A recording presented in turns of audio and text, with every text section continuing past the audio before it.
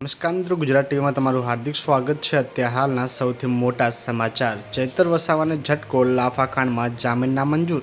જી હા મિત્રો, અહીંયા નર્મદા જિલ્લાના ડેડિયાપાડાના આપના ધારાસભ્ય ચૈતર વસાવાને લાફાકાંડ કેસમાં વધુ એક ઝટકો લાગ્યો છે।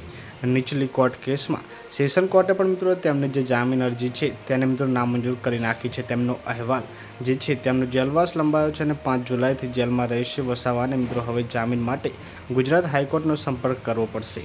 સરકારી પક્ષે મિત્રો તેમના જે અગાઉના કેસોને મિત્રો લાફાકાંડની ગંભીરતાની રજૂઆત કરતા મિત્રો કોર્ટે જામીન આપવાનો ઇનકાર કરી દીધો છે।